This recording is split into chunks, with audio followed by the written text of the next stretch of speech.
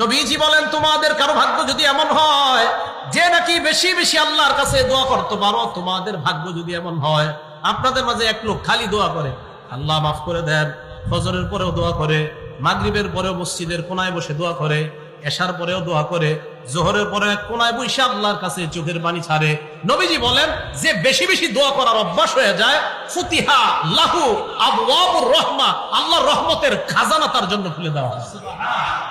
তাহলে বেশি দোয়া করার যার অভ্যাস আছে, আল্লাহর রহমতের খাজানা তার জন্য খুলে যায়। এই জন্য মনে রাখবেন, যে বেশি আল্লাহর কাছে দোয়া করতে পারে তার ভাগ্য বড় ভালো।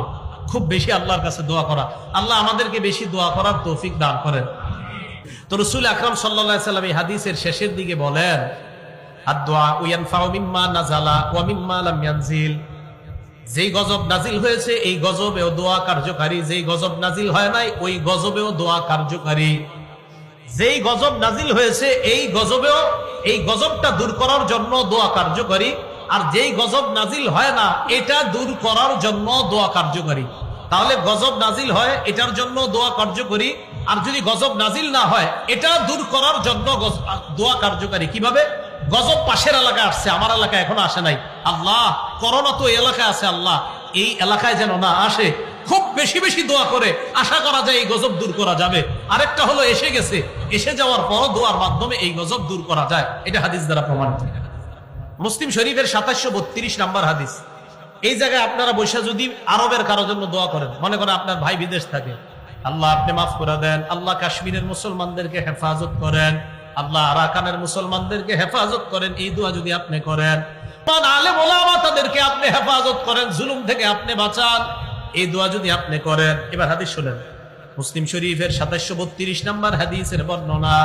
ক্বালা রাসূলুল্লাহ সাল্লাল্লাহু আলাইহি ওয়াসাল্লাম, আল্লাহ নবী বলেন, কোন মুসলমান যখন দোয়া করে লিআখিহি বিযহরিল গায়ব, কোন মুসলমান যখন তার ভাইয়ের জন্য দোয়া করে আড়াল থেকে মানে ওই ভাই এখানে নাই, তার জন্য যদি আমরা দোয়া করি, আমাদের মাজলুম কোন আলেম, মাজলুম মুসলমানরা কোথাও আছে, আমরা এখান থেকে তাদের জন্য দোয়া করলাম, নবীজি বলেন ইল্লা ক্বালাল মালাক, একজন ফেরেশতা বলে ওয়ালাকা বিমিসলিন, তুমি আমি দোয়া করলাম, আমার সাথে একবার বলেন হে আল্লাহ মাজলুম মুসলমানদেরকে হেফাজত করেন।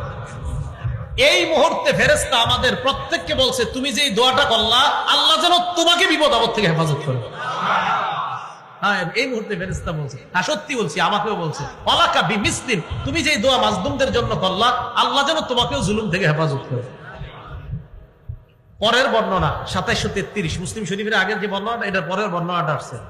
ক্বালা রাসূলুল্লাহ সাল্লাল্লাহু আলাইহি ওয়াসাল্লাম, দাওয়াতুল মারইল মুসলিমি লিআখিহি বিযহরিল গায়ব মুস্তাজাবা। কোন মুসলমান যখন তার ভাইয়ের জন্য দূর থেকে দোয়া করে, মুস্তাজাবা, দোয়াটা কবুল হয়েই যায়।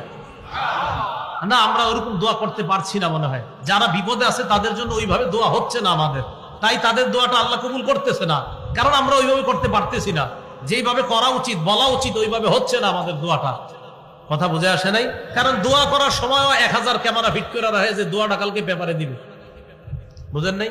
ওই দোয়া কেমনে হইব, দোয়াকারী চিন্তা করবো আমার কিরম দেখা যায় দেখি, সামনে যারা আছে এরাও চিন্তা করবে, আজীব এক মাসালা হয়ে গেছে, দোয়া করবেন কেমনে আপনি? তো রাসূল আকরাম সাল্লাল্লাহু আলাইহি সাল্লাম বলেন, যারা আড়ালে আছে তাদের জন্য দোয়া করা, এই দোয়াটা কবুল হয়ে যায়। এই হাদিসে কি বলে দেখেন, মালাকুন মুআক্কালুন ইনদা রাসিহি, তার মাথার কাছে একজন নিযুক্ত ফেরেশতা থাকে, এই নিযুক্ত ফেরেশতা ওই ব্যক্তিকে ডাক দিয়ে বলে ওয়ালাকা বিমিসলিন, তুমি যেই দোয়াটা করলা আল্লাহ যেন তোমার পক্ষেও এই দোয়াটা কবুল করে নেয়। মাথার কাছে একজন ফেরেশতা বৈশা বলে ওয়ালাকা বিমিসলিন, তুমি যেই দোয়া করলা তোমার দোয়া যেন আল্লাহ কবুল করে নেয়। এই হাদিসের মধ্যে আরো আসছে, আপনি যখন বলি আল্লাহ মাজলুম মুসলমানদেরকে হেফাজত করেন, একজন ফেরেশতা মাথার কাছে বৈশা বলে আমিন আমিন, ফেরেশতা বলে আমিন আমিন। মুসলিম শরীফের বর্ণনা। তাহলে আমরা আল্লাহর কাছে দোয়া করব, কারণ আমাদের দোয়া আল্লাহ কবুল করে, এটা আমাদের বিশ্বাস। বলেন তো দোয়া করলে কয় সূরাতে আল্লাহ দোয়াটা কবুল করতে পারেন? 3 সূরাতে।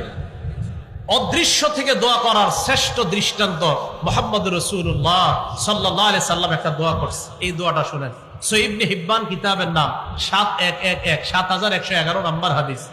আম্মা জান আয়েশা সিদ্দিকা রাদিয়াল্লাহু তাআলা আনহা বলেন, লাম্মা রাআইতু মিনান নবী সাল্লাল্লাহু আলাইহি ওয়াসাল্লাম তিবা নাফসিন, মা বোনরা যারা আমার এই আলোচনাটা শুনতেছেন, আপনার স্বামীর সাথে এই আমলটা করবেন। আম্মা জান আয়েশা বলে, আমি যখন আল্লাহ নবীর ভালো মুড দেখতাম, মুড বুঝুন তো, মুড মানে ভালো মুডে আছে নবীজি, খুব ফুরফুরে মেজাজ, নবী সবসময় একটা ফিকিরে থাকতেন, উম্মতের ফিকির। কখনো রসুলের চেহারা মোবারক লাল হয়ে যেত, রাগ হয়ে যেতেন, অন্যায় কিছু দেখলে নবীজি রাগ হয়ে যেতেন। তো আম্মা জান আয়েশা বলেন, কখনো যদি মুড ভালো দেখতাম, নবীজিরে বলতাম, আল্লাহ ইয়া রাসূলুল্লাহ, আপনি আল্লাহর কাছে আমার জন্য একটু দোয়া করেন।